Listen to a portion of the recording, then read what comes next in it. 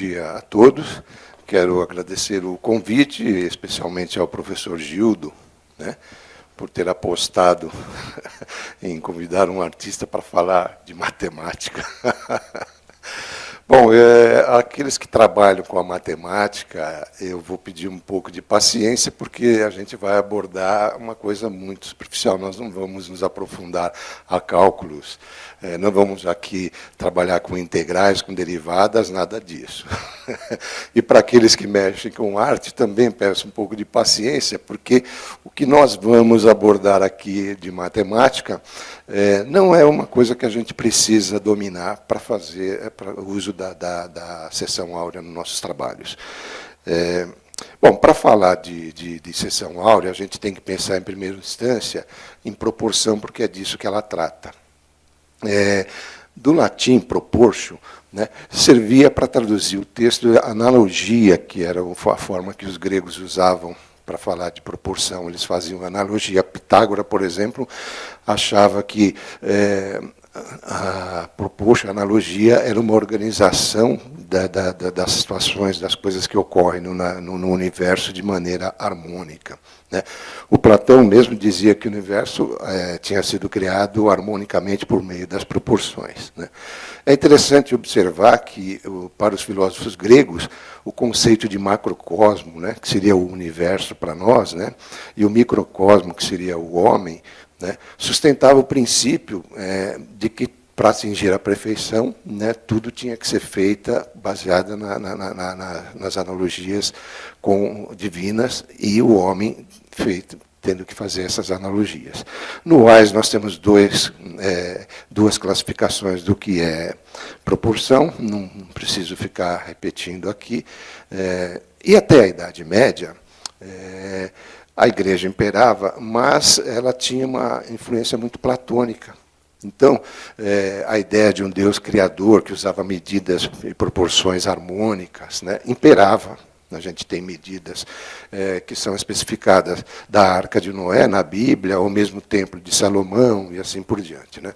A simetria, na época, era muito importante, né? Nós temos aqui dois exemplos, o do Villard de Ronecourt, que era um mestre de obras que viajou muito pela Europa, né?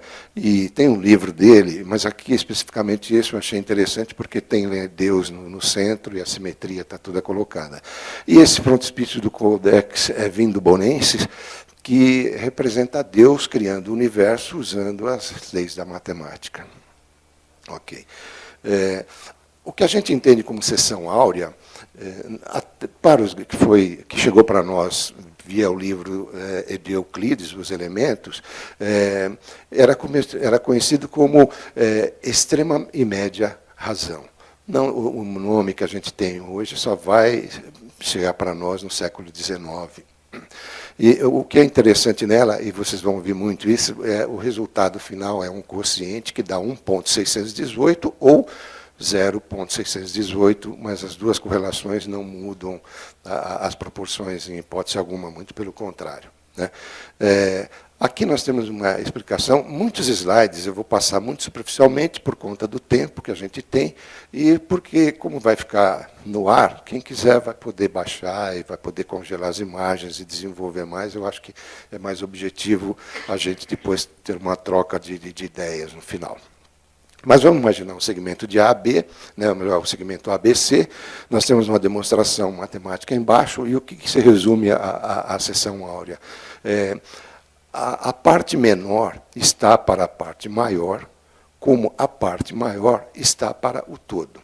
Ou seja, se eu tiver um determinado número, né, e dividir pelo número menor, vai me dar o quociente 1,618, e se eu tiver, então eu pegando o número maior o do todo e dividir pelo número maior, vai dar o quociente 1,618. Não vou então me ater a essa questão, essa demonstração algébrica que está embaixo, porque ela é muito, para quem mexe com matemática, isso é brincadeira, né? O mais antigo relato que a gente tem da seção áurea vem realmente, como eu já falei, do livro de Euclides, os Elementos, que foi escrito por volta de 300 a.C. Mas acredita-se que Pitágoras, com a sua escola, já tinha conhecimento da seção áurea, porque a imagem representativa da escola pitagórica era um pentagrama. E o pentagrama tem tudo a ver com a seção áurea. Ele tem várias correlações de medidas que vocês têm as explicações geométricas ali embaixo, mas que sempre vai dar um 618, sempre vai estar falando da extrema e média razão, é impressionante. E, ao mesmo tempo, se eu traçar dentro de um pentágono, melhor, dentro de um pentagrama, um pentágono, vou gerar um pentagrama menor, e assim sucessivamente, ad infinitum, e todos eles sempre vão responder à proporção de 1,618. Né? Que, no começo do século passado, um cientista matemático norte-americano propôs que o nome acertado seria Φ, usando a letra do alfabeto grego Φ, em homenagem, fazendo uma correlação com o Pi, né, 3,14, mas fazendo uma homenagem ao arquiteto e escultor grego Fídias, que era o responsável foi o responsável pela construção do Partenon e das esculturas que lá estão. Bom, esse é um papiro do Oxirrinco, do século XIX, que é um fragmento do livro 2 dos elementos do Euclides. É interessante porque a gente tem um conhecimento de muitas coisas, muitos textos dos gregos, sejam eles filosóficos ou matemáticos, por conta dos árabes. Porque a gente perdeu uma quantidade imensa de informação na Europa, e não fossem os árabes, a gente teria perdido isso. Quando eles vão invadir a Península Ibérica por volta do século IX, e vão trazer esses conhecimentos, e depois, mesmo quando eles são expulsos, esses conhecimentos vão ser utilizados, vai ser gerada uma tradição de filósofos, que no caso seriam naquela época, porque para nós são cientistas, os filósofos vão para o Oriente para estudar textos, né, em árabe, para trazer e traduzir para o Ocidente.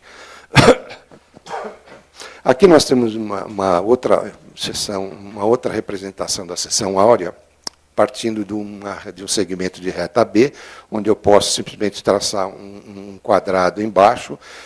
Um dos lados eu vou estabelecer a medida, a metade, puxar uma linha vertical até um dos vértices do quadrado. A hora que eu deitar essa linha que foi obtida, eu vou obter um segmento áureo, como está ali representado, e, de novo, não vou me ater muito a essa parte, porque vocês podem consultar, e imagino que muitos daqui batem o olho e já entendem até melhor do que eu, que não mexo no dia a dia com a matemática. Né? Aqui uma outra forma de representar a seção áurea, com um segmento, eu posso estender esse segmento no sentido vertical, dividir o segmento horizontal ao meio, puxar uma linha até o topo daquela linha que foi traçada perpendicularmente. A hora que eu deitar essa linha, eu vou ter uma seção áurea. E se eu pegar e estabelecer agora, eu posso construir um retângulo, que é chamado de retângulo áureo, que vai ser usado pelos artistas ao longo da história, né, com uma certa frequência. Aqui nós temos uma outra forma que é interessante pelo seguinte: muitos artistas que usam a seção áurea, quando ele tem lá um suporte qualquer, seja de papel, de tela ou de madeira, ele pega, desenha um quadrado, estabelece o meio da base, puxa uma linha, deita essa linha, e ele com isso constrói um retângulo áureo, sem precisar de fazer cálculos matemáticos, nada disso. Ou seja, geometricamente, com um compasso, com régua, ele consegue fazer isso sem problema nenhum. Né? Novamente, eu digo a vocês, eu vou passar rápido os slides, porque tem muita coisa, vocês vão ver, o tempo é escasso, e eu suponho que aqueles que se interessarem vão poder consultar na internet, porque o vídeo vai estar lá. Aqui nós temos um retângulo áureo, e é uma coisa curiosa que é o seguinte: se eu inserir um quadrado dentro de um retângulo áureo, vai sobrar um espaço que é um retângulo e também é um retângulo áureo. Se eu inserir um novo quadrado dentro desse segundo retângulo, novamente vai sobrar um espaço que é outro retângulo áureo. E assim sucessivamente. Eu vou inserindo quadrados, quadrados, quadrados, vou obtendo retângulos, retângulos, retângulos, infinitamente. Né? E, curiosamente, se eu traçar um arco em cada quadrado, eu obtenho uma espiral, que é o que a gente chama de espiral logarítmica. Eu uso bastante isso no meu ateliê, quando preciso fazer as divisões nos quadros, vocês vão ver muitas vezes lá. Eu tenho, inclusive, compassos que eu fiz de madeira de 1,5 metro, porque às vezes os trabalhos são grandes e eu preciso desse espaço, e ele me resolve sem precisar fazer cálculos matemáticos. É muito fácil, muito simples. Bom, passa a Idade Média, e se fala muito pouco da seção áurea, que até aí é conhecida apenas como uma extrema e média razão. Quando chega a 1202, um matemático italiano chamado Leonardo Fibonacci vai lançar um livro que ele lança em 1202 e vai melhorar esse livro, vai reeditar em 1228 com algumas alterações. O que o Fibonacci faz é muito interessante. O mais importante, inclusive, é que é o seguinte: ele traz para o Ocidente os algarismos indo-arábicos. Toda essa escala decimal, ela foi inventada pelos hindus, foi incorporada pelos árabes, e o Fibonacci, o pai dele, era um representante comercial no Oriente. Então, o Fibonacci teve a oportunidade de viajar muito pelo Oriente, ter conhecimento com os árabes, aprendeu a língua deles e faz a tradução do que esses textos. Essa seção áurea ela é reconhecida pelos hindus desde o ano 200 depois de Cristo, se não me falha a memória. Há muito tempo ela já era conhecida, só que nós não tínhamos noção disso. Ok, uma coisa interessante nessa imagem é que, se vocês olharem à direita, nós temos lá já os algarismos, né, indo-arábicos.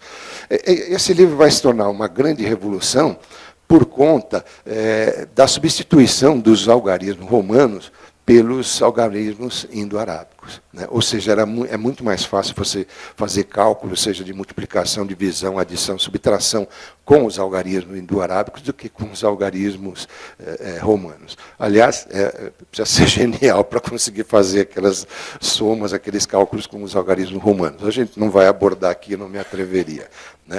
Mas o Fibonacci introduz no seu livro também uma informação que essa sim tem a ver especificamente conosco, que é o seguinte: ele lança a seguinte ideia, que também não é original dele, a bem da verdade, os árabes já usavam isso até para a criação de abelhas, porque tem uma correlação com os zangões, e a sequência de Fibonacci que a gente coloca aqui, que eu vou explicar melhor a vocês.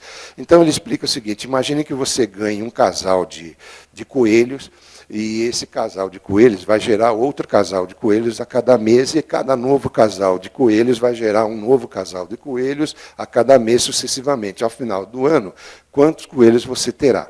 Nós não vamos chegar ao cálculo aqui, não precisa isso, porque o que nos interessa mesmo é a sequência numérica que é obtida com isso, que é um casal, depois dois casais, 3, 5, 8, 13, 21, 34, 55, 89, 144, e assim sucessivamente. O que tem de interessante nessa sequência numérica? É que a soma de dois números gera o número seguinte. Então, todo número é a soma de dois números anteriores. Isso é uma coisa que a gente vai ver daqui a pouco, que tem muita correlação com a seção áurea, inclusive. Então, partindo para a sequência, nós temos aqui a divisão. Se eu dividir um par de números da sequência de Fibonacci, eu vou obter, por exemplo, no primeiro momento eu divido 1 por 1, vai dar 1, depois 2 por 1 vai dar 2, 3 por 2, 1,5, e assim sucessivamente. Se vocês observarem, quanto maior é a relação numérica, mais ela se aproxima do 1.618, que é a sequência que nos interessa, que é a seção áurea. Então, embora elas sejam diferentes, elas têm uma correlação muito forte, e a gente vai ver isso daqui um pouco mais à frente. Ok. Quando chegou, bom, o livro de Fibonacci ele vai ficar imperando para os matemáticos. A sequência de Fibonacci para eles é interessante, mas para os artistas não vai ter muito valor, não se tem muito conhecimento de que os artistas usassem essas informações.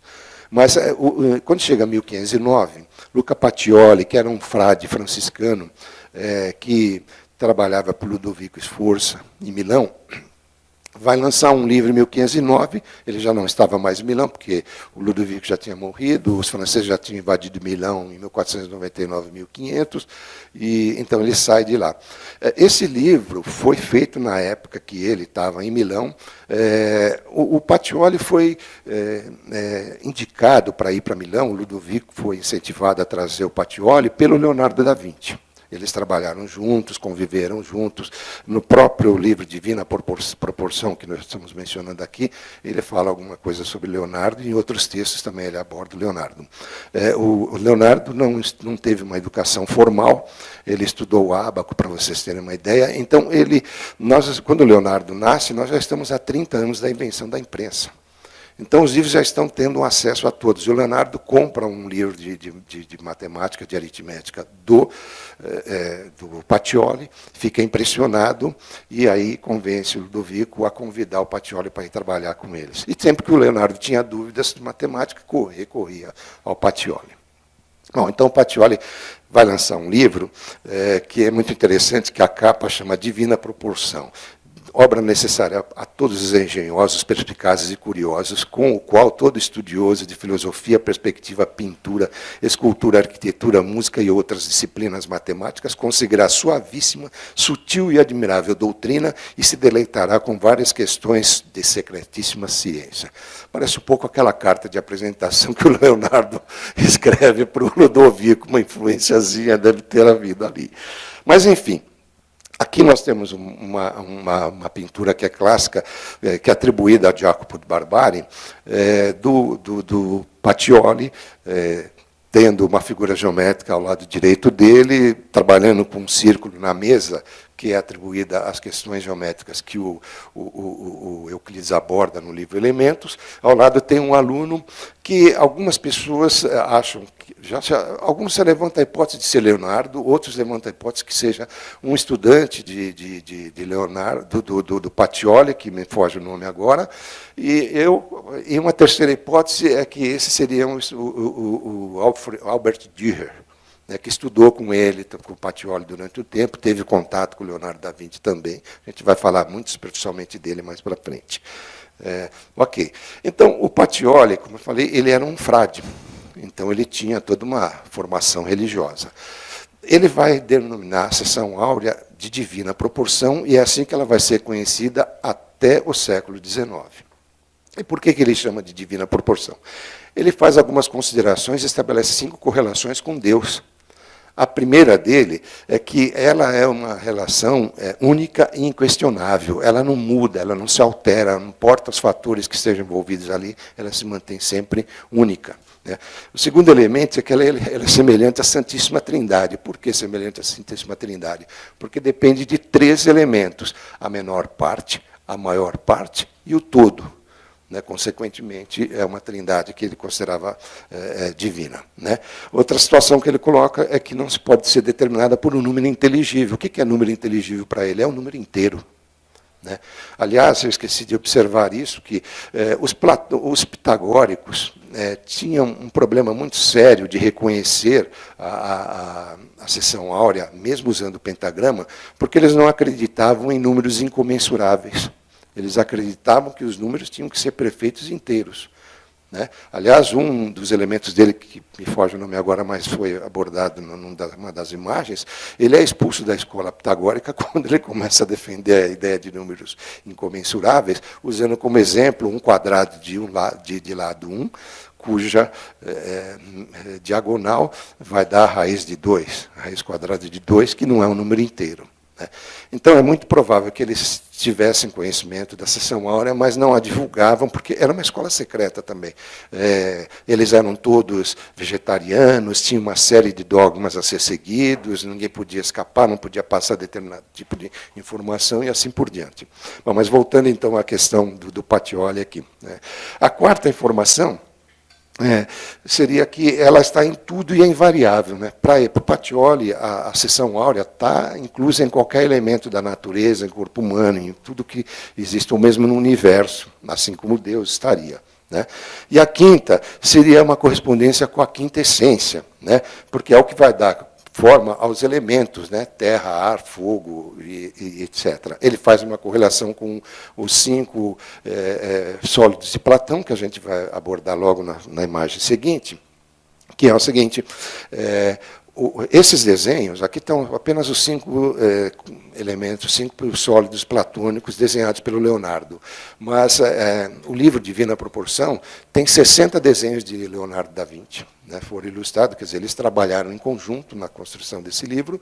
E é interessante, primeiro, porque o Leonardo, pela primeira vez, alguém desenha sólido geométrico com a forma vazada, né, que precisa de um domínio de perspectiva muito grande. Só quem desenha que vai entender como é difícil você representar esses sólidos dessa forma. Bom, o primeiro sólido, né, seria o tetraedro, que é uma pirâmide que tem 4 lados, né, que estaria correlacionada com o fogo. A forma seguinte seria o hexaedra, que é o cubo, né, que também estaria correlacionado com a Terra. O octaedro seria o próximo elemento, que são 2 pirâmides coladas uma na outra, né, e que estaria correlacionado com o ar. O icosaedro estaria correlacionado com a água. E o que é o icosaedro? É um sólido geométrico formado por 20 triângulos regulares. Né? E, por fim, a quinta essência, que seria o éter, para o que a gente entenderia hoje, seria o dodecaedro, que seria um sólido geométrico formado por 12 pentágonos. Tá? E por que Platão considerava esses sólidos tão importantes? Porque são os únicos sólidos geométricos que podem ser inseridos em uma esfera cujos vértices tocam a esfera. Todos os vértices tocam as esferas. Nenhum outro sólido geométrico tem essa possibilidade. Então, os platônicos passaram a entender, correlacionar com os elementos da natureza e considerar como sólidos perfeitos. Ok. Bom, durante a Idade Média, essa seção não é muito conhecida pelos artistas, e somente a partir de Pacioli é que ela vai ganhar uma importância, até mesmo para os matemáticos, embora alguns matemáticos já conhecessem a sequência de Fibonacci e tal. Ela vai ser conhecida também como divina proporção. A partir daí não se fala em média e extrema, né? E passa a se falar média e extrema razão, mas vai se falar apenas de divina proporção. E não tem uma correlação especificamente com o Fibonacci, e sim com a seção áurea dos gregos. Tá? Ela vai ser esparramada, né, por toda a Europa, vários vão usar isto. E aqui cabe uma colocação, porque muita gente faz correlação do homem vitruviano com a seção áurea, com a relação áurea. E, bom, quem era Vitrúvio? Né? Antes de falar dele, é interessante colocar que os filósofos, complementando o que eu havia falado no começo, os filósofos gregos, né, eles acreditavam que o círculo representava o divino, o sagrado, e que o quadrado representava o mundo que a gente vive, o mundo material. Então, o Marco Vitrúvio era um arquiteto romano, do primeiro século anterior a Cristo, que vai escrever um livro sobre arquitetura em 10 volumes, e ali ele defende que toda a construção, seja ela religiosa, seja ela de uso pagão, não importa, ela tem que obedecer determinadas proporções, e o elemento de referência dessas proporções é o ser humano. Então, para ele fazer isso, o que ele vai fazer? Ele vai estudar as medidas do corpo humano. Ele vai medir falanges, ele vai medir a altura de cabeça com relação ao corpo, ele vai medir uma porção de estrutura e vai escrever e vai colocar isso no livro. Né? Isso vai ser interessante, porque, para vocês terem uma ideia, eu não vou ler tudo, mas só para vocês terem uma ideia do texto, né, que ele coloca. Com efeito, a natureza de tal modo compôs o corpo humano que o rosto, desde o queixo até o alto da testa e a raiz dos cabelos, corresponde à sua 10ª parte, e a mão distendida, desde o pulso até a extremidade do dedo médio, outro tanto. A cabeça, desde o queixo ao cocuruto, a 8ª, da parte superior do peito, na base da cerviz, até a raiz dos cabelos, a 6ª parte. E por meio do meio do peito ao cocuruto da cabeça, a 4ª parte. E assim vai. Não vou ler tudo, porque a gente ganha tempo. Quem quiser depois é só buscar esse texto na internet. Bom, mas aqui nós estamos falando do homem vitruviano, que é um ícone do ser humano hoje, do homem contemporâneo, independente da cultura. Né? Quando se mostra essa figura aí, não importa que parte do mundo você esteja, ela será reconhecida se for culturas que tenham acesso às informações históricas do ser humano, né? Bom, então, o Vitrúvio ele vai definir que ele, claro que não está dizendo que todas as pessoas seguem essas proporções, ele sempre vai defender um ser humano de medidas corretas, que tenha uma proporção harmoniosa, né? Então, ele estabelece dois critérios. O homo ad quadratum, que significa o seguinte: um ser humano em pé, de braços abertos, a altura dele, da base do pé até a cabeça, é igual à largura dos dois braços estendidos. Aqui cabe uma curiosidade, que muitos anos atrás, eu fiz um quadro baseado na minha altura e estatura, e eu não percebi essas coisas. E aí, de repente, quando eu fiz o trabalho, eu fui medir, a medida do trabalho era igual à largura, e coincidia com a minha altura, porque eu tinha feito a minha altura. Eu ainda não, já faz muitos anos isso, uns 30 anos, eu não tinha conhecimento do Vitrúvio, eu fiquei assim, uau, eu sou um homem de perfeita compleição. Enfim, mas eu fiquei contente de ver que batia a informação. Não quer dizer que tudo bate sempre, né, gente? Tem pessoas mais altas, mais baixas, tem de tudo, né? Eu costumo dizer que o Quércia, que já faleceu, ele não se enquadrava em cânone nenhum de proporção, né? Porque ele tinha umas feições que fugiam aos padrões, né? Mas é tudo padrão. E o outro sentido seria o homo ad círculo, que seria se qualquer ser humano deitar no chão e estender os braços, estabelecendo um círculo cujo centro é no umbigo, esse círculo vai tocar os dedos dos pés e das mãos. Bom, isso vai gerar um desafio para os artistas, né, que tinham acesso ao texto do Vitrúvio. Mas ninguém consegue ter essa solução. Aí a gente olha esse desenho e fala, pô, o Leonardo conseguiu. Realmente ele conseguiu, mas ele não estava sozinho. E nós vamos ver isso na sequência. Ele convivia com dois arquitetos em Milão. E esses arquitetos, um era o Francesco di Giorgio, e o outro era o Giacomo Andrea di Ferrara. O Giacomo era especialista em Vitrúvio, já vinha lendo os textos de Vitrúvio, traduziu o Vitrúvio do latim para o italiano e fez vários estudos sobre essa correlação que o Vitrúvio falava. Mas o Francesco também. É muito provável, os especialistas estudiosos que desenvolvem bastante estudos sobre Leonardo da Vinci, acreditam que o Leonardo chegou a trabalhar com os dois, porque eles estavam sempre em conjunto.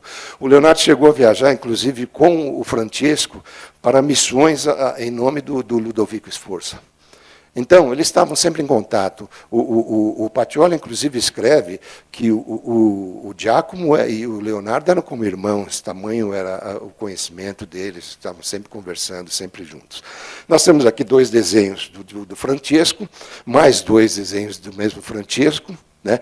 E aqui um do Giacomo. Se vocês observarem, tem uma coisa muito interessante nesse trabalho, que é a base do retângulo e a base do círculo já coincidem. Essa é a genialidade da construção desse desenho. Não sei se esse é um desenho posterior ao Leonardo ou anterior, mas o fato é que ele também não resolve ainda a questão de incluir os dois elementos, né, o ad círculo e o ad quadratum, dentro do mesmo desenho. Quem vai conseguir isso é o Leonardo da Vinci, né? Então, essa genialidade está na cabeça e não dá para a gente fugir dele. Mas é interessante, eu coloquei o homem vitruviano aqui, porque em muitos livros vocês vão encontrar informações correlacionando o homem vitruviano com a seção áurea, e não é real. A única coisa real que tem, a única correlação que tem é o umbigo sendo o centro. E se você pegar a medida do chão até o umbigo, estabelecer a medida do umbigo até o topo da cabeça, realmente vai dar 1,618. Do restante, esse texto que tem embaixo é um texto correlato ao que texto do Leonardo, correlato ao que Vitrúvio escreveu, e que eu li um pedaço para vocês, mas fazendo algumas correções, alguns ajustes, porque ele chegou às medidas diferentes do Vitrúvio quando fez a medida do corpo humano. Então, ele estabelece outras medidas, que não são necessariamente, algumas batem com Vitrúvio, outras são diferentes, mas sem nenhuma correlação à concessão áurea. Você não vai encontrar nenhum texto. Nós temos 7.000 páginas, pelo menos, ou até hoje, encontradas de Leonardo. Nada relata seção áurea, nem divina proporção, nada disso. Pode ser que se encontre algum no futuro que mude tudo, mas até agora não. Bom, vamos partir para uma coisa mais, né, gostosa. E voltando, vocês vão perceber que eu vou falar em momentos vou estar falando da sequência de Fibonacci, em outros momentos eu vou estar falando da seção áurea, elas estão correlacionadas e a gente vai ver isso com bastante frequência daqui para frente. Né? Bom, da mesma forma que na espiral de ouro dá para a gente traçar uma espiral logarítmica, né, a gente consegue isso também com a sequência de Fibonacci. Se a gente partir de 2 quadradinhos de lado 1, né, ou seja, aquele casalzinho inicial de coelhos, né, nós vamos depois conseguir um segundo quadrado de lado 2, um terceiro quadrado de lado 3, um quarto quadrado de lado 5, um quinto quadrado de lado 8, 13, 21, 34, blá, blá, blá, blá, blá, blá, blá. Ou seja, é uma sequência, né, igual, é a sequência de Fibonacci. Okay? Já a espiral de ouro, ela não estabelece nenhuma correlação com o somatório de 2 números. Então, se você observar aqui, 1 mais 1 é 2, né? 2 mais 1 é 3, 3 mais 2 é 5, 5 mais 3 é 8, 8 mais 3 é 21, e assim sucessivamente. Na espiral de ouro, isso não existe. Né? Ela é única, ou é 1.618, ou é 0.618. Não escapa dessa correlação, não muda nada. Ela é uma relação matemática. Ela é pura, ela é perfeita, ela não vai sofrer alteração em momento algum. Então, ela vai ser uniforme infinitamente. Se você pegar as duas espirais, a de ouro, né, que tem a correlação com a seção áurea, e a espiral de Fibonacci, então nós temos aqui 2 espirais, uma azul e uma laranja, a azul sendo a de Fibonacci e a laranja sendo a... Vocês veem que, primeiro, elas partem de pontos diferentes, né, o ponto de partida é diferente. Né? Segundo, que elas vão se coincidir em alguns momentos e outros não. Tá? Então, é interessante a gente saber isso. Eu coloco essa figura aqui pelo seguinte, se você procurar nos livros, você encontra essa imagem recortada mostrando a cabeça de Leonardo, um pedaço do texto, com uma forma quadrada, dizendo que isso é um retângulo áureo, porque nós temos um quadrado e mais um retângulo pequenininho, com algumas anotações. O que, na verdade, se você traduzir o texto, você vai perceber que ele está falando só que a altura do queixo até aqui coincide com a altura, sabe? Ele não está falando nada de retângulo áureo, e ele só estendeu linhas para pôr as anotações ali. Não é um retângulo áureo, aliás, o quadrado que tem ali não abrange a cabeça inteira. Né? Teria que abranger a cabeça inteira, então, se fosse uma coisa dessa aí. Mas, então, as pessoas se equivocam bastante, porque tanto a espiral como de ouro, como a sequência de Fibonacci, elas são apaixonantes. Elas empolgam, elas trazem um conforto, né? Uma coisa gostosa da gente entender o universo, por que as coisas são como são e assim por diante. Bom, um outro que também às vezes é confundido com a seção áurea ou a espiral logarítmica, ou a sequência Fibonacci, perdão, é o Albert Dürer, que fez um estudo do corpo humano até mais profundo do que o Leonardo, porque ele estuda crianças, pessoas gordas, magras, altas, baixas. Tem um livro com centenas e centenas de estudos. E ele foi aluno do Pacioli e conviveu também com o Leonardo durante um determinado tempo. Ok. A próxima sequência interessante para nós é o Kepler.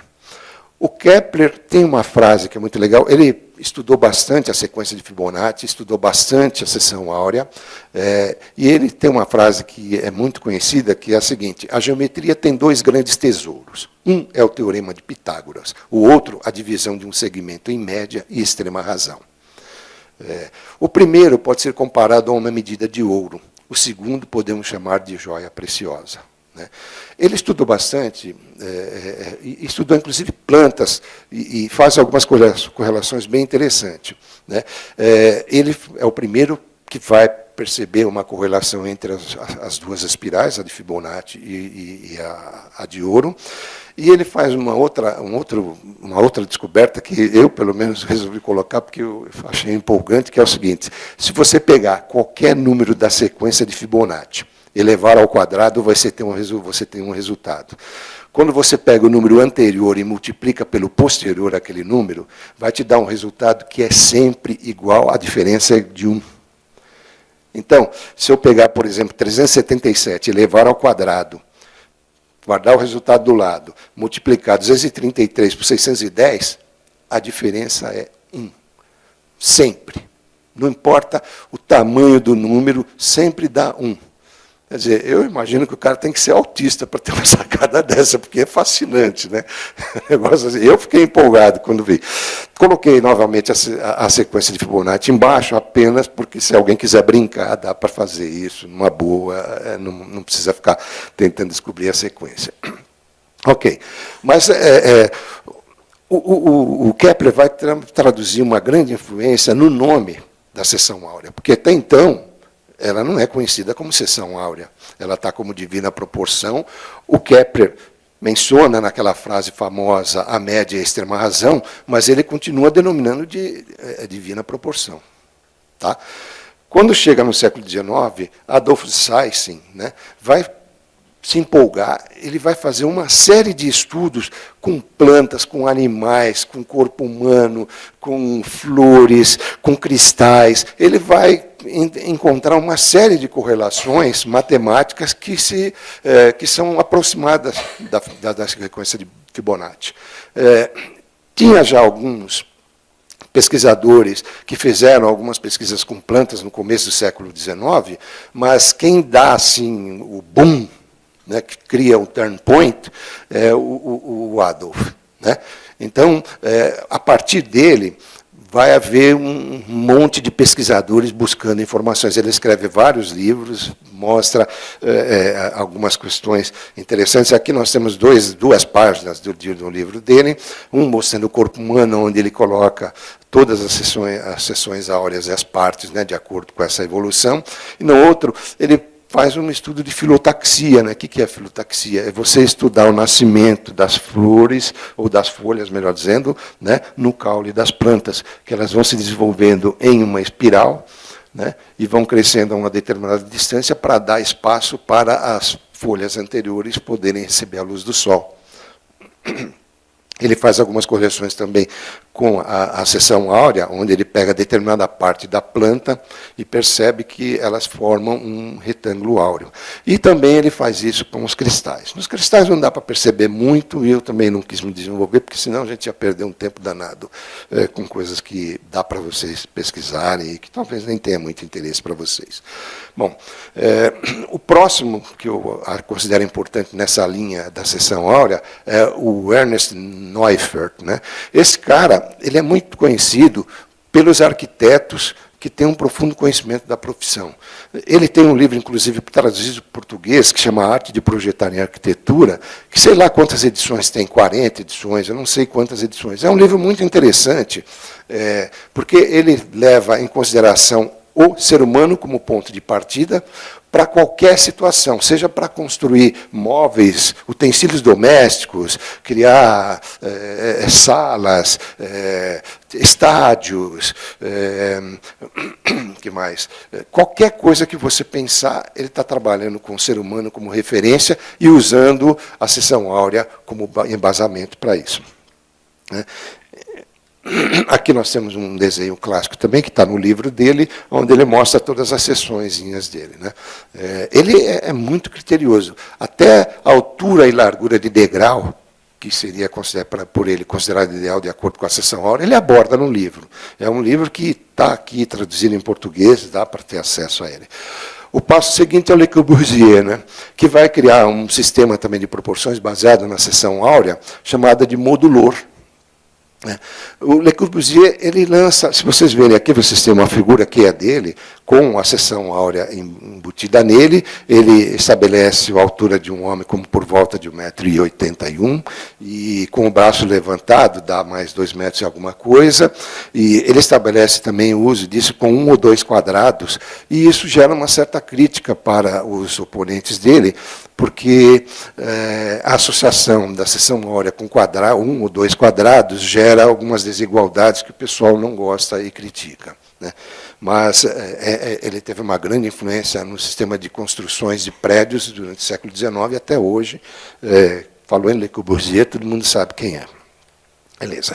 Vamos partir para uma coisa mais prática. Eu peguei um abacaxi, brinquei lá no Photoshop, Porque, se vocês observarem, o abacaxi, de acordo com o próprio Adolf, lá do século XIX, ele segue determinadas espirais. Então, nós temos 3 espirais no abacaxi. Se vocês observarem o do lado esquerdo, é uma espiral suave, que vai subindo, parte naturalmente do ponto de base lá e vai subindo. Nós estamos vendo só a parte frontal, mas ele está dando a volta. Né? E essa espiral, ela vai se repetir no sentido, vamos dizer, vertical, parte do zero e vai subindo também, e no sentido oposto também. Né? Todo abacaxi tem essas espirais aí, é muito interessante. Né? E segue a sequência de Fibonacci. É interessante porque, embora a gente esteja falando da seção áurea, que é um cálculo matemático perfeito e tal, a seção áurea é a relação que está, a sequência matemática que está relacionada com a vida, com as coisas, tá? Mais até do que a seção áurea.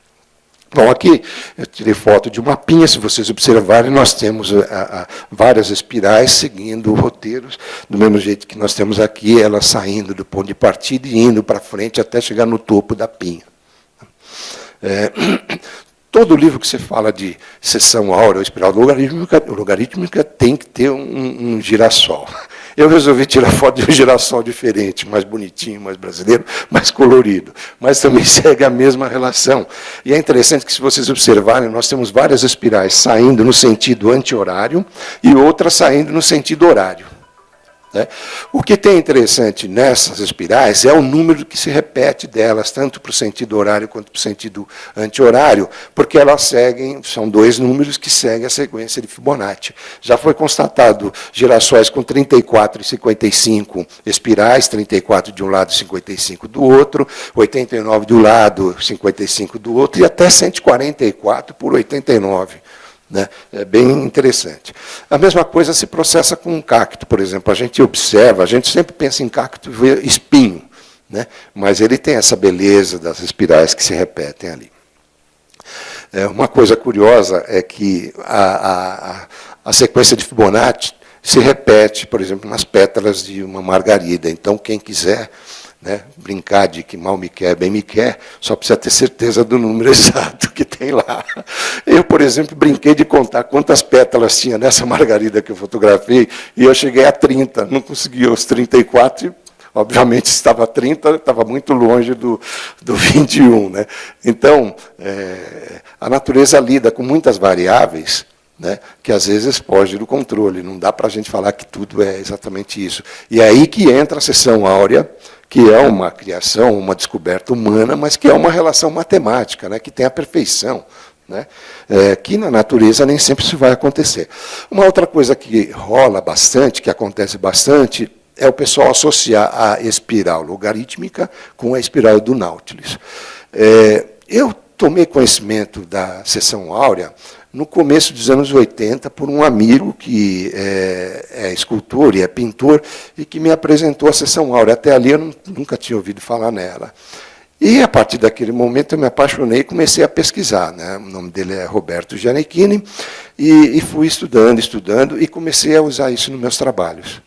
Ora, e uma coisa que eu percebi é que a espiral logarítmica não coincidia com as conchas, com os caracóis, e alguma coisa me incomodava. Eu achava que é porque, obviamente, ela é uma solução matemática, e os caracóis, eles vivem um dia a dia, que às vezes o humano pode ter mais luz, mais comida, menos comida, então a espiral poderia sofrer variações nesse crescimento. Quando chega mais ou menos no final dos anos 90, começo dos anos 2000, eu passei a ter acesso a outros livros e começo a perceber que realmente não tinha nada a ver. Elas são espirais logarítmicas? São, mas elas não coincidem.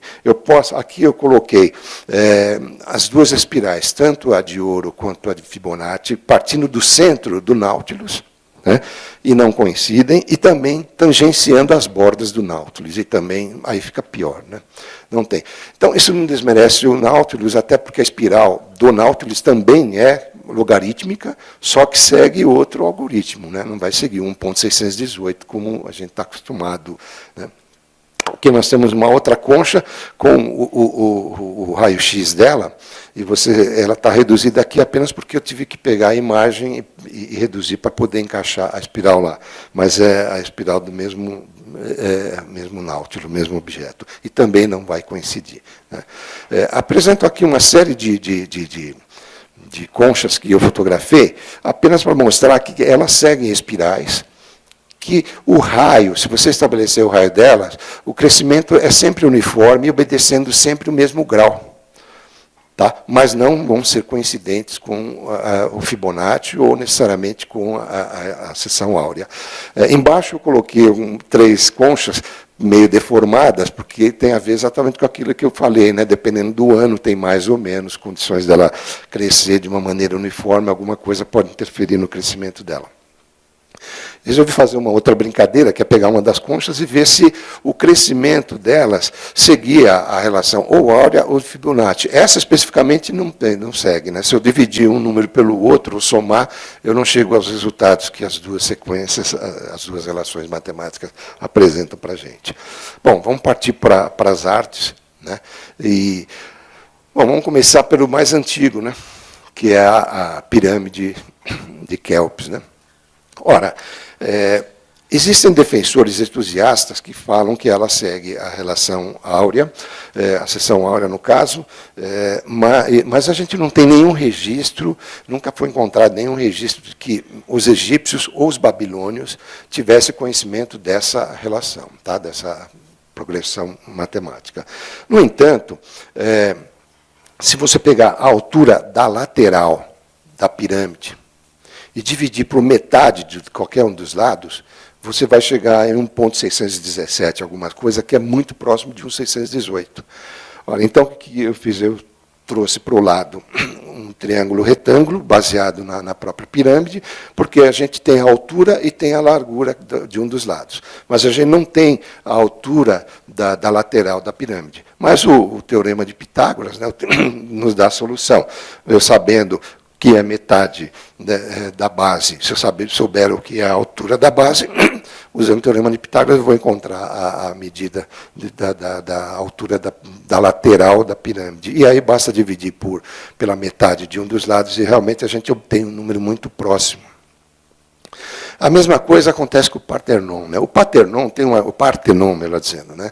Tem uma coisa muito curiosa, que é o seguinte, se você olhar nos livros, geralmente você vê desenhos que tem inserido o retângulo áureo, mas as fotos foram tiradas em posições oblíquas, ou de baixo para cima, ou de um lado para o outro, e fica difícil você determinar se aquilo é verídico ou não. Eu sempre fui meio... Não é porque está no livro que eu vou acreditar, eu preciso tentar confirmar aquilo. E nunca me convenci, mas, como eram pessoas sérias que estavam escrevendo o livro, a gente acredita.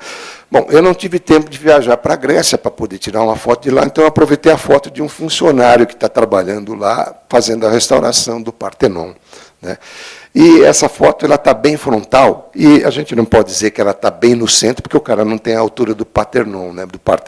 Mas deu para eu inserir um retângulo áureo ali e perceber que realmente tem a ver com aquela questão, né, de se é ou não é uma relação, uma informação correlacionada com a seção áurea. Outro elemento que vale a pena comentar é o teatro de Epidauros. É um teatro grego que sobreviveu até os dias de hoje. E ele é usado, inclusive, por concertos, né, musicais, porque ele tem uma característica interessantíssima, que se você estiver no centro desse palco e bater a palma ou falar qualquer coisa, todas as pessoas que estiverem na arquibancada ouvem nitidamente o que você está falando.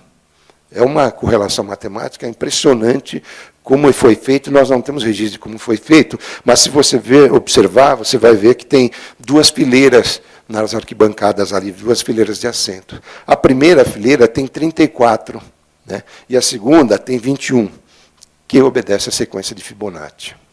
Né. Não sabemos se tem uma correlação, porque não tem registro de quando ela foi construída, por quem construiu, e se estava pensando realmente nisso ou não. Mas é muito interessante. Bom, vamos falar agora das artes. Eu vou falar das artes plásticas especificamente, poderíamos falar de música, porque tem teorias falando de música, tem teorias falando de poesias. Não é a minha área e eu me atrevo, seria muita arrogância minha me atrever a entrar em áreas que eu não domino. Não que eu domine essa também, posso estar falando algumas bobeiras aí no meio do caminho. Mas como é que se dá o uso, né, da seção áurea para o artista plástico? Vamos imaginar um pintor, por exemplo. Né? Ele vai trabalhar, em primeiro momento, com as dimensões máximas da obra, a altura e largura da sua obra, para ver se isso vai bater com o retângulo áureo, que vai dar para ele trabalhar com espirais, trabalhar com vários elementos ali dentro que obedecem à seção áurea. Né?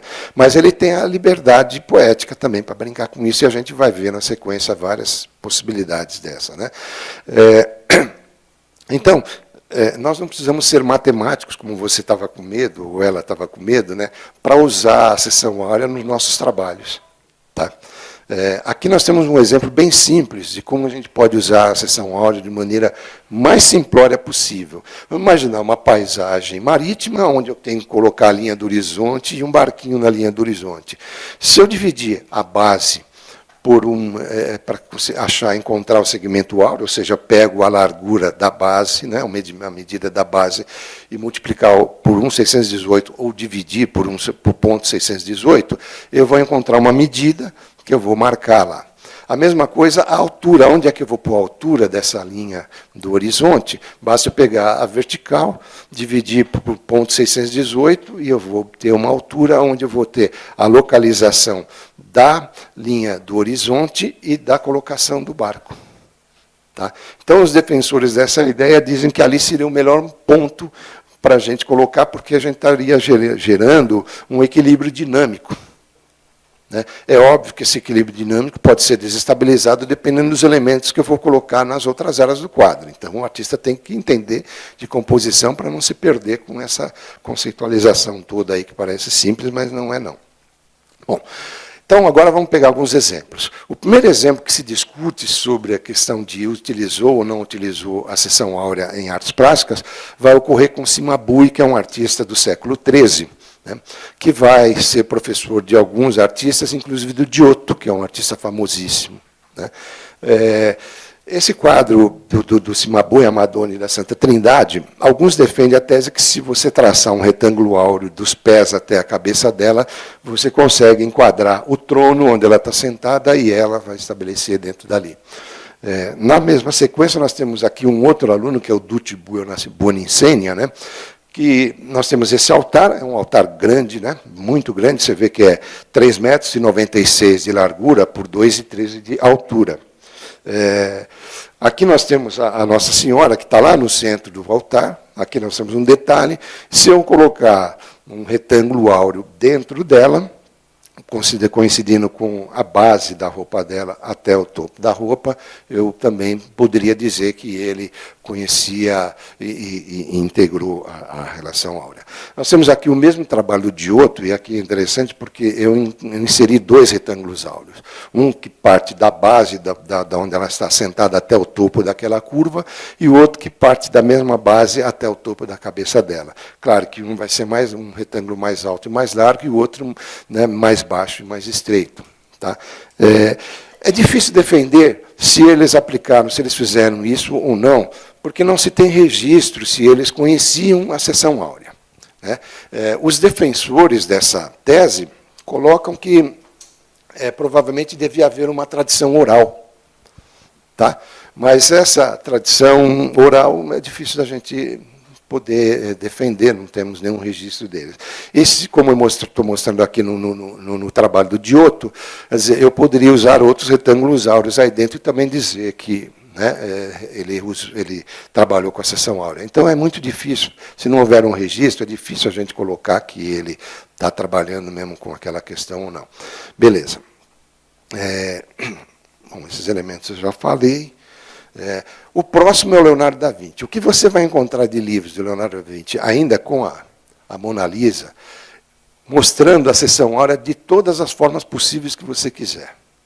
É difícil, de novo, dizer se ele usou ou não, pelo seguinte: bom, primeiro, porque parece que realmente o corpo humano segue uma relação matemática no seu crescimento. Né? E se nós estamos seguindo uma relação matemática né, no nosso crescimento natural, espontâneo, que faz parte da natureza. Né, é óbvio que se eu fizer um quadro, se eu fizer esse quadro direitinho, a seção áurea vai estar implícita. Né, porque eu, você, todos nós, né, teoricamente, estamos seguindo essa progressão matemática. Consequentemente, um quadro, né, figurativo bem pintado vai me dar essa resposta também. Como Leonardo nunca escreveu nada sobre a seção áurea, nunca defendeu o uso de seção áurea, você não encontra isso em escrito nenhum dele. Né? É fácil de associar a genialidade dele com a magnificência dessa relação, dessa, né, prova matemática, que é fantástica. Então, nós temos vários tipos. Olha, o que vocês encontram nos livros, de situações onde você encontra a seção áurea, é uma coisa fascinante, impressionante. Então, eu não estou nem dizendo que ele usou e nem que ele não usou. Eu realmente estou deixando no ar. Quem sabe um dia a gente comprove. O próximo artista que eu resolvi abordar, não dá para ficar abordando muita gente, também não tem tanto artista assim, mas senão eu vou ficar 3 dias aqui. Né? Mas o Seurat, ele é abordado com muita frequência como um cara que usou a seção áurea. Ele estudou a seção áurea porque ele estudou muito composição no século XIX. Mas aqueles que tiveram contato com ele, aqueles que escreveram sobre os trabalhos dele, nunca mencionaram a seção áurea. De qualquer maneira, eu resolvi partir do princípio de que ele usava e peguei algumas obras dele que você encontra em livros que são defendidas como tendo o uso da seção áurea nele. Esse, por exemplo, trabalho, ele não é um retângulo áureo, porque ele é quase quadrático. Né? No entanto, eu peguei a base, né, medi a base e criei um retângulo preto áureo baseado na base. Não batia com nada. Se leva o retângulo para cima, desce o retângulo, ele não bate com informação nenhuma. Mas se eu criar um retângulo na vertical, retângulo áureo, a hora que eu insiro um quadrado, o quadrado bate com a linha do horizonte lá em cima, lá no fundão. Né? Se é uma coincidência, eu não sei. Eu diria o seguinte, se fosse eu, teria pego esse poste que é usado para amarrar os barcos e também teria deslocado ele um pouquinho mais para encaixar na linha ali. Né? Já que eu estou usando a seção áurea, eu vou ser rígido, né? Vou ser rigoroso. Não sei. Aqui um outro trabalho, a mesma coisa eu fiz. Inseri um retângulo áureo preto, né? Ele até bate com a linha do telhado. Quando eu inseri de novo o retângulo áureo menor, né, considerando a altura, e inseri um quadrado, ele até se encaixa dentro da linha do horizonte. De novo, a mesma coisa. Esse aqui, cara, esse quadro é muito interessante. O que você encontra de livros, e que cada figurinha desta tem um retângulozinho áureo dividido, é uma coisa doida. Né? E eu acho até uma forçação, para ser franco. Né? Mas, novamente, a linha do horizonte está batendo. Eu não sei, são muitas coincidências. Pode ser que ele tenha usado, mas de uma maneira mais simplificada e só. Né? Não vou desmerecer essa hipótese. Ele nunca defendeu, ele nunca escreveu, nem os amigos dele disseram nada a esse respeito. Esse quadro também é muito interessante.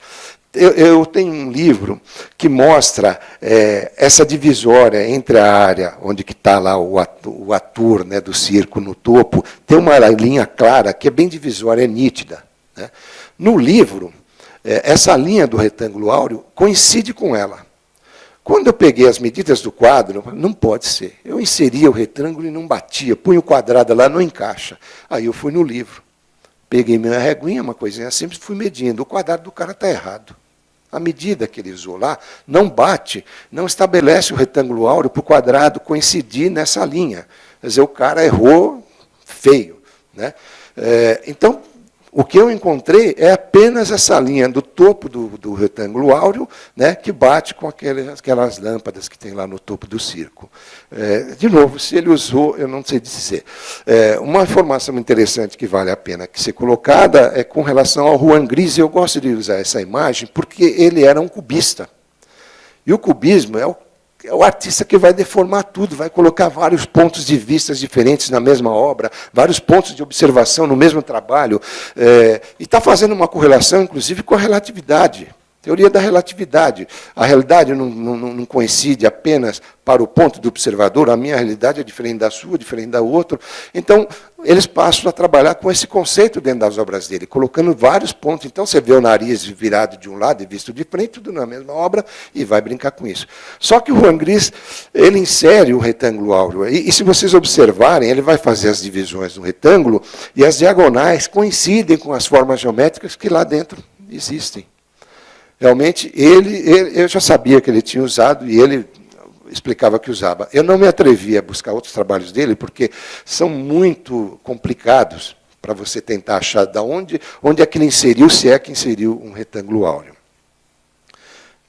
Bom, sequência. O Dino Severini, ele usava bastante a seção áurea para fazer a construção dos desenhos dos quadros dele. A composição era usada bastante nesse sentido. Mas depois ele alterava. Então, esse é um quadro específico que, se você observar, tem umas pequenas alterações. Ele aumentou o espaço do trabalho, ele fez um bocado de coisas. Eu não sei se ele recortou, esse desenho também foi recortado. Então, não posso afirmar com certeza. Né? Salvador Dalí, esse quadro é muito famoso, e realmente ele usou a seção áurea aqui de uma maneira simplificada e, ao mesmo tempo, complexa. Por que simplificada?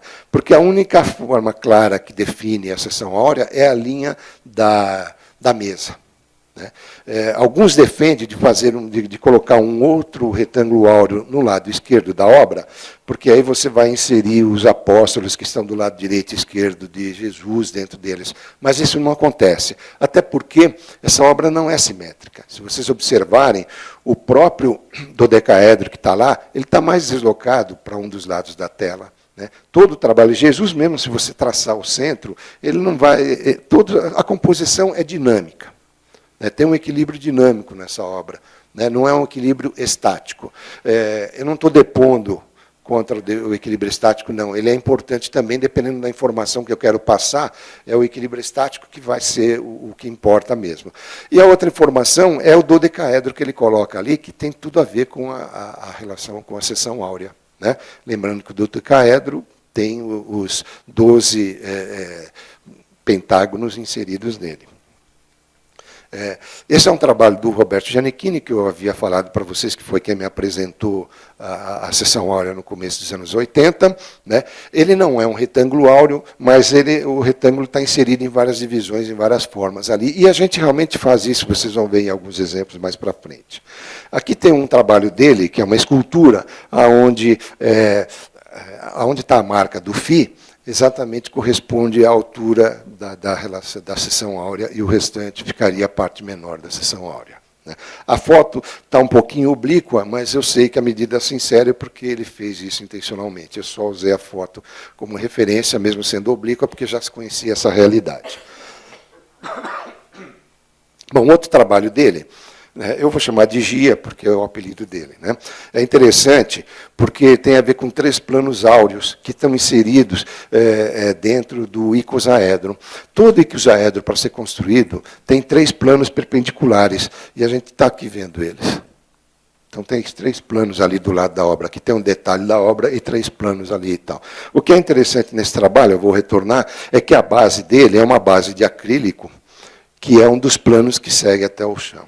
Então, ela parte do centro da obra e vai até o chão e se encosta lá. Né? Depois ele tem uma outra série interessante, que é dos anos 80, mas que ele usa vários elementos em tessegridade, né, que é uma tensão feita por elásticos, por formas, que quem estuda matemática, quem estuda física, domina bastante esse conceito. Ele trabalha bastante com isso, então ele brinca bastante com esses elementos. Né? Novamente, um outro tipo de trabalho onde ele coloca essa questão da tensegridade. E, por fim, a gente chega no atrevido que está falando aqui com vocês. Né? Esse é um trabalho da década de 80, que chama E Pur Si Move. Né? Ele é um retângulo áureo e ele está completamente dividido pelas seções áureas que são possíveis matematicamente de obter dentro do trabalho. Especificamente aqui, eu estou falando do ser humano no contexto social que ele está vivendo, e os problemas que podem advir da falta de um uso tecnológico e assim por diante. Aqui também é um retângulo áureo, né? Eu brinco com bastantes elementos da sociedade contemporânea, cartões de crédito, placas de computadores e vários outros objetos que vão me chegando à mão, porque hoje muita gente já sabe que eu mexo com esses elementos, então vira e mexe, chega em casa, com uma caixinha que o correio leva, com celular quebrado, com elementos quebrados, nem me aviso, já mando, eu tenho que ir lá atender e, de repente, o cara mandou para mim, né? Aqui é um outro trabalho de uma série que eu chamo de Admirável Nova Idade Média. Eu defendo uma tese de que a gente está vivendo uma nova Idade Média, perdão, e faço algumas correlações. Esse, especificamente, fala das questões das epidemias da Idade Média, que a gente corre os mesmos riscos hoje, né? Se o cara tiver um problema no aeroporto de Nova York, ferrou o mundo inteiro e assim por diante, né? E naquela época também era assim. O segundo trabalho, essa é uma série extensa, eu não vou apresentar todos, mas o segundo tem a ver com os meios de locomoção. Qualquer ser humano dentro de um carro, numa grande cidade, para se locomover durante 30 quilômetros, vai levar o mesmo tempo que o cara levava no cavalinho dele lá na Idade Média.